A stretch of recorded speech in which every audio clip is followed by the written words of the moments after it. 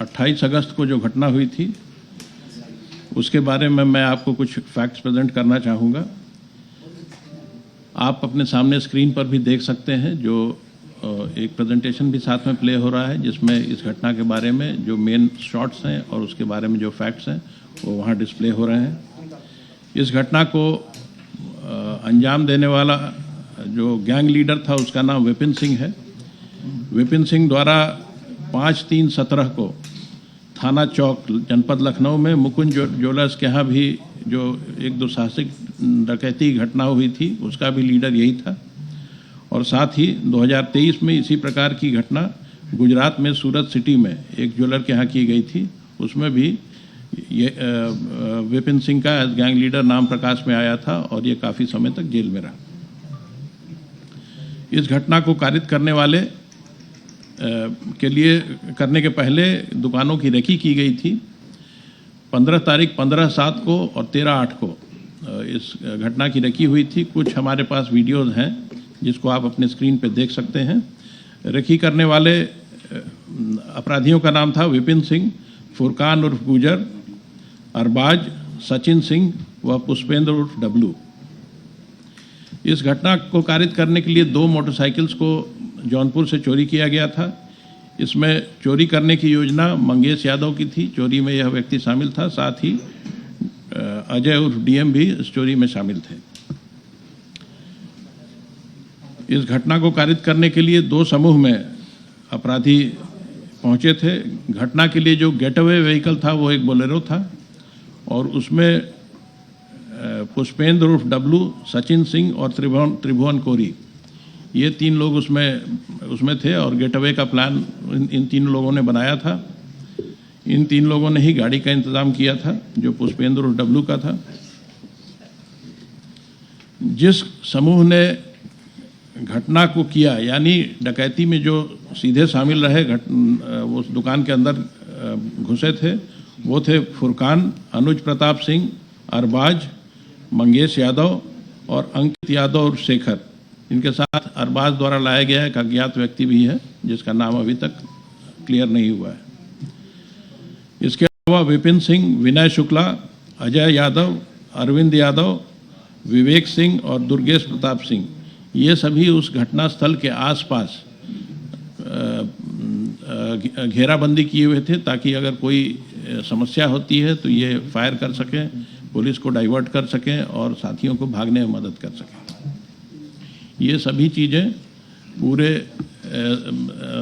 CCTV के विश्लेषण, technical विश्लेषण, अपराधियों के जो अपराधी गिरफ्तार हुए हैं उनके पूछताछ से ये सारी बातें क्लियर हुई हैं। इसमें इस अनावरण के लिए एसटीएफ, जनपदीय पुलिस सभी ने मिलकर काम किया और घटना का अनावरण किया। आपने आपको बताया इसमें 2 बार रेकी की गई थी जिसमें फुटेज हमारे पास अवेलेबल है और टेक्निकल सर्विलांस से जो लोग रेकी में शामिल थे उसको देखा गया था। जो 13 तारीख को जो रेकी की गई थी उसमें फुटेज के अनुसार मौके पर विपिन सिंह थे और सचिन थे वहाँ पर। और उसके पहले वाली जो रेकी थी उसमें लोकेशन के आधार पे अन्य अभियुक्तों का पता चला है। इसमें जो 2 मोटरसाइकिल्स थी जिनका प्रयोग इस घटना में किया गया, वो दोनों मोटरसाइकिल जौनपुर से चोरी गई थी। वहाँ का भी फुटेज प्राप्त हुआ था। उसके आधार पर भी अभियुक्तों की पहचान करने में उसकी मदद हुई है।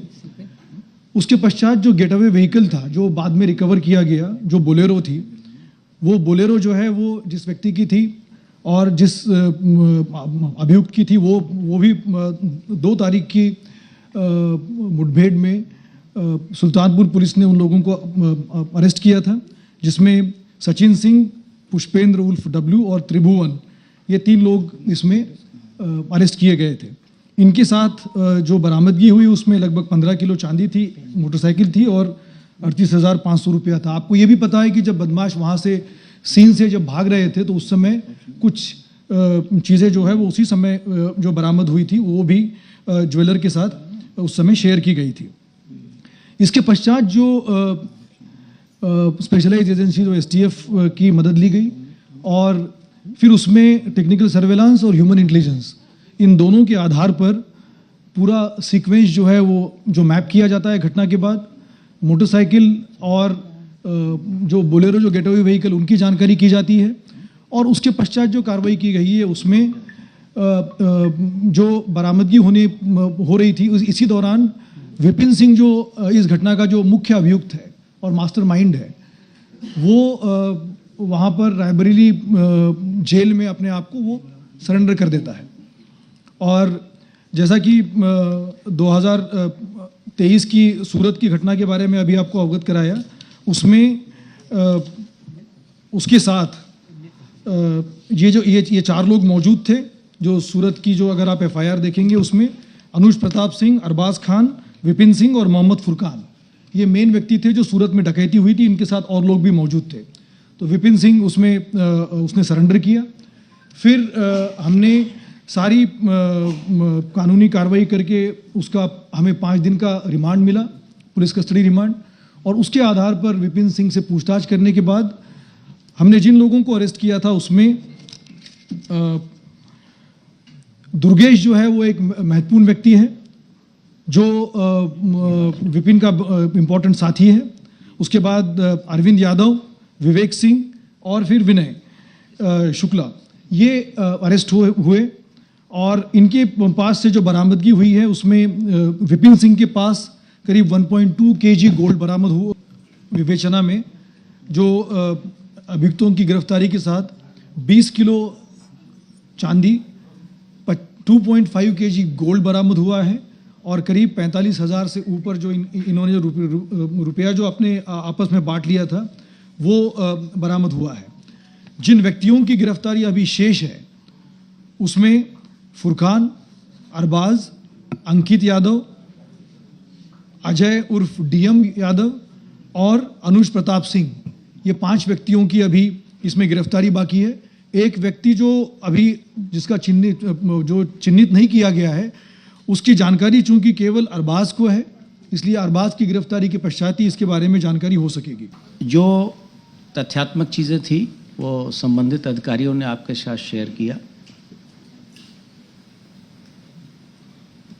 इस लूट के प्रकरण में 100% सोने की बरामदगी की जा चुकी है। इस संबंध में जो ज्वेलर एसोसिएशन का डेलीगेशन विभिन्न स्तरों पे अधिकारियों से मिल रहा था, इनके प्रदेश अध्यक्ष के द्वारा कल स्वयं एक वीडियो जारी करके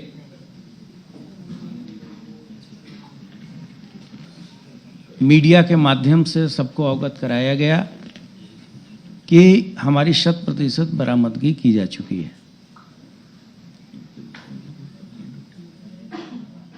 किसी भी घटना में पुलिस का प्रथम उद्देश्य घटना को अनावरित करने का है और अपराधियों को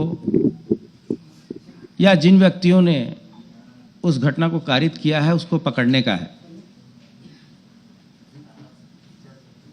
लेकिन जब भी पुलिस कोई कार्रवाई करती है उस दौरान बदमाशों के द्वारा भी फायरिंग पुलिस पे की जाती है। ऐसे स्थिति में जो कार्य के हित में जो ऑपरेशन होते हैं उन चीज़ों के बारे में तरह तरह की भ्रांतियां लोगों के द्वारा फैलाई जाती हैं। समय समय पे इस मुख्यालय के द्वारा स्पष्ट किया जाता रहा है कि जितने भी पुलिस ऑपरेशंस होते हैं उसमें जो माननीय सर्वोच्च न्यायालय के निर्देश हैं एक PUCL गाइडलाइंस के रूप में उसका 100% अनुपालन कराया जाता है। बहुत सारी ऐसी ऐसे ऑपरेशंस हुए जिन सभी को आपने कवर किया है, और उत्तर प्रदेश पुलिस के ऊपर अभी तक किसी भी प्रकरण में किसी भी संवैधानिक संस्था के द्वारा उंगली नहीं उठाई गई है। ये रायबरेली में जहाँ पर विपिन सिंह रहते हैं वहीं पर उन्होंने अपने घर के सामने ही वो जहाँ पर उसको बेसिकली डंप किया था वहाँ पर हुआ है। और आजकल जो जो जो बीएनएस के तहत जो हमें रिकवरी में जितनी वीडियोग्राफी और सब चीज़ करनी है वो सब प्रॉपर करके उसमें उसको रिकवर किया गया है। और ये उनके घर के सामने जो खाली प्लॉट है वहाँ से वो बरामद हुआ है, रायबरेली में जहाँ उनका घर है। जो इसमें बताया गया कि घर कटपुरवा के सामने खेत से स्टील के बक्से से निकाल के बरामद कराया गया है। और जैसा हमारे एडीजी ने बताया कि जो नए कानून में रिकवरी की जो व्याख्यान दिया गया है उसमें सभी चीज़ों को, उसमें स्थान को, डेट को और समय को टैग करके रिकवरी कराई गई है।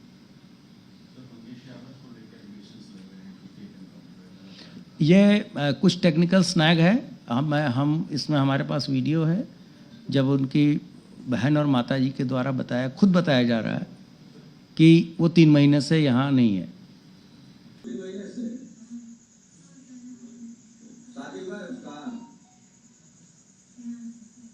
लड़के हैं आपके, ये कई लड़का है।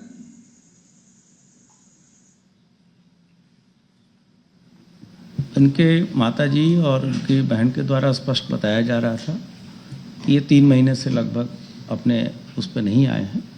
और जहाँ तक आपका प्रश्न था मानवाधिकार आयोग का, तो जो निर्धारित प्रक्रिया है उसके हिसाब से सूचना दी गई है और एक समयबद्ध तरीके से समय समय पे सूचनाएं विभिन्न संस्थाओं को जाती है, वो समय से भेजेंगे। इस संबंध में मजिस्ट्रियल जांच के आदेश स्थानीय जिला मजिस्ट्रेट के द्वारा दे दिए गए हैं। विवेचना उस थाने से हटाकर दूसरे थाने से निष्पक्ष व्यक्ति से कराई जा रही है और समय से सारी प्रक्रिया, जैसे मैंने आपको ओपनिंग रिमार्क्स में कहा था कि जो हमारी people's union for civil liberties के केस में ऑनरेबल सुप्रीम कोर्ट के जो निर्देश हैं उसके हिसाब से ही सभी कार्रवाइयाँ हम पूर्ण करेंगे। ये जो राजनीतिक चीज़ों का कोई इस संबंध में जवाब नहीं है। मैं जहाँ तक आरोप की बात है इसका मैं पूर्णतः खंडन करता हूँ। मैंने पहले भी खंडन किया है। किसी भी व्यक्ति अपराधी के जाति और धर्म देख के कोई कार्रवाई नहीं होती और आज से नहीं, ये हमारी भी लगभग 32 साल की सर्विस है। पुलिस एक्शंस हमेशा से होते रहे हैं और जहाँ भी गलती पाई जाती है, अगर किसी के द्वारा किसी व्यक्तिगत रंजिश में या पर्सनल लाभ के लिए अगर कोई गलत कार्रवाई की जाती है तो उसके लिए इतने चेक्स एंड बैलेंसेस हैं या आपकी नज़र इतनी पैनी है कि उससे कोई बच नहीं सकता। भ्रामक मंगेश का आपराधिक इतिहास आपने बराबर सुने होंगे कि साहब उत्तर प्रदेश में सबसे ज़्यादा महिलाओं पे अपराध हो। लोग संख्यात्मक चर्चा करते हैं, जबकि जब हमारा सबसे बड़ा पॉपुलेशन बेस है तो संख्यात्मक की क्या बात है। अपराध दर से चीज़ें तय होती हैं और जो नेशनल क्राइम रिकॉर्ड ब्यूरो के आंकड़े हैं आप उसके हिसाब से देखिए। आज के दिन में महिलाओं के संबंधित अपराध में सजा का प्रतिशत उत्तर प्रदेश का हाईएस्ट है। ये समय समय पे हम आपको देते रहे हैं। कोई ऐसी चीज़ें ना तो नक्शे या आंकड़े इस आधार पे एकत्रित किए जाते हैं जिससे कि आप किसी की जाति इत्यादि का पता कर लें, तो ये सर्वथा गलत है। मंगेश यादव का आपराधिक इतिहास बता दीजिए।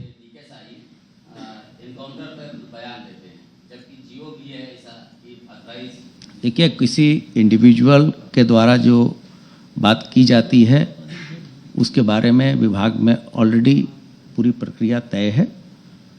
उसके हिसाब से आगे की कार्रवाई, अगर कोई अपना कोड ऑफ कंडक्ट नहीं फॉलो करता तो उसके हिसाब से कार्रवाई। मंगेश यादव का आपराधिक इतिहास के बारे में बता दीजिए डीजीपी साहब। सर, मंगेश यादव और उसके परिवार के लोगों का आरोप है और जिनको गिरफ्तार किया गया कि 4 दिन से पुलिस ने उन्हें अरेस्ट कर रखा है। इनकी अरेस्टिंग कहाँ से हुई, कब हुई और मंगेश यादव इनके संपर्क में कैसे था? उनके परिवारजनों का स्टेटमेंट सुनाया, उनकी माताजी का भी स्टेटमेंट सुनाया, उनके बहन जी का भी मैंने स्टेटमेंट सुनाया। उनका आपराधिक इतिहास आपके पास है। अब इसमें कभी कभी ये भी हो सकता है कि पुलिस की कार्रवाई में किसी का कोई आपराधिक इतिहास न हो, ऐसी भी कार्रवाई होती है। मौके पे लोग आए, घटना हुई, पुलिस पहुंच गई, फायरिंग हो गई, ऑपरेशन में पुलिस वाले मर गए, अपराधी मर गए। इसमें कोई ये चीज़ तो होती नहीं है इस तरह से।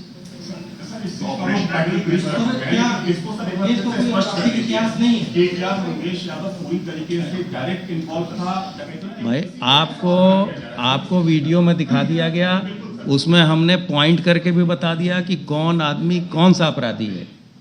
इसके बाद से किसी तरह की कोई शक शुबा की गुंजाइश नहीं है। हम कोर्ट में इस चीज़ों को प्रूव करेंगे।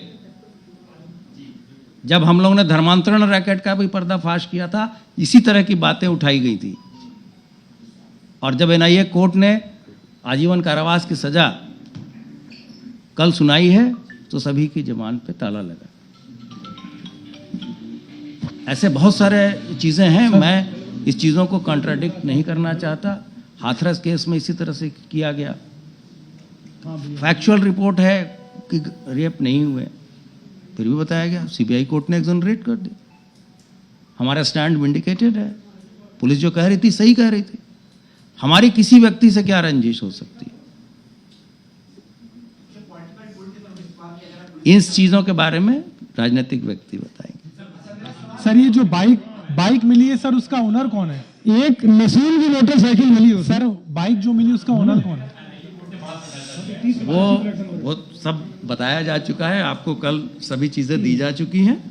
और इसमें टोटल 17 व्यक्तियों के विरुद्ध हमारे एटीएस ने एक सवाल इससे जुड़ा है, ये मंगेश एनकाउंटर पे डीजी साहब दाखिल किया था। डीजी साहब एक सवाल है इससे कि जो नसीम नाम का जो 2 मोटरसाइकिल, इधर संजय त्रिपाठी, 2 मोटरसाइकिल जो इस लूट कांड में इस्तेमाल की गई है, उसमें नसीम नाम का एक व्यक्ति है जिसकी मोटरसाइकिल इस्तेमाल होने के बाद सामने आई है। वो चोरी हुई थी 8 दिन पहले। उसकी रिपोर्ट जो दर्ज हुई है वो घटना के तुरंत बाद दर्ज हुई है, करीब 8-10 घंटे बाद में। तो इसका क्या कारण हो सकता है? मोटरसाइकिल चोरी का भी हम लोगों ने वीडियो, जो हमने ऑपरेशन त्रिनेत्र चलाया हुआ है और जो टेक्नोलॉजिकल अपग्रेडेशन किया है, उसका भी बहुत बड़ा फ़ायदा हम लोगों को मिला है कि इस तरह की जो घटनाएं होती है, अपराधी इतना साक्ष्य छोड़ जाते हैं, जिससे पुलिस को बहुत सहायता मिलती है।